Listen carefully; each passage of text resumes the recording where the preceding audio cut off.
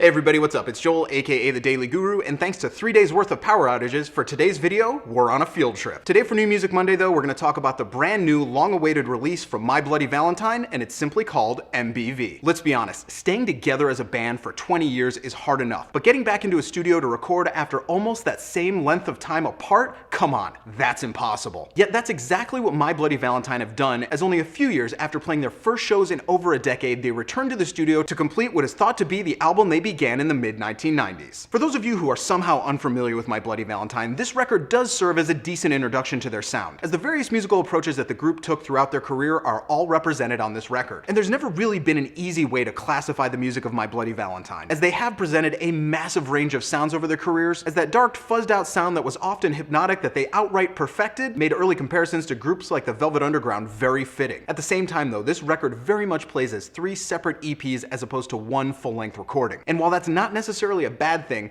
a lot of people, myself included, would argue that it's in their shorter form that this band is at their best. Across the first third of the record, you find the group working in that drony, fuzzed out guitar sound that they are so good at, and it brings with it a massive wall of volume and intensity. The guitars sound as good as ever, and the vocals work well enough, though to be honest, everything that isn't the guitars pretty much plays a secondary role across this portion of the record. The middle portion of the album is where you find the group exploring that more pop-centric, danceable approach that they attempted many times. And as has been the case whenever the group went for this approach, the results are rather inconsistent, although the vocals are particularly great on this portion of the album. That's not to say that these songs are necessarily bad, but they do strike a very stark sonic contrast when compared to the first portion of the record, and it ends up highlighting the musical missteps that they do take here. The final part of the record is what I'll simply call noise jamming, as the group once again does their best to throw off any possibility of musical classifications. And while in the past this is one of the aspects that made My Bloody Valentine such a fantastic group, their efforts here ultimately fall short, as 2 of the 3 songs pretty much go nowhere. When you step back to examine the weaker moments at this album, they all seem to relate to moments where maybe the group was liking their own sound a bit too much and not realizing that the groove and the mood were completely lost, with the remainder of the tracks in question pretty much dragging along with nothing engaging musically. In the end though, it's easy to make the argument that no band could have lived up to the hype of delivering a follow-up album after 22 years. And to really give this record an honest listening, you need to set that thought to the side, as it will blur your opinion drastically in a number of directions. So setting that reality to the side, the fact remains that MBV is a solid musical effort, though it would have been much better had it been released as 3 separate EPs as opposed to one full-length album, as the shift in sounds ends up highlighting the shortcomings that the group has in certain areas and dragging down the handful of exceptional musical moments you will find here. But it goes without saying that it's a great thing to have My Bloody Valentine back in the overall musical mix, as they continue to make music that is completely unique to them. And for their distinctive sound alone, on the buy it or borrow it, this one has to be a borrow it. So that's what I got for you guys today. I hope you dug it. If you did, go ahead and click subscribe, leave a comment, click like, whatever you want to do. You can follow me on Twitter, Facebook, and Tumblr right here, and I'll see you guys again tomorrow.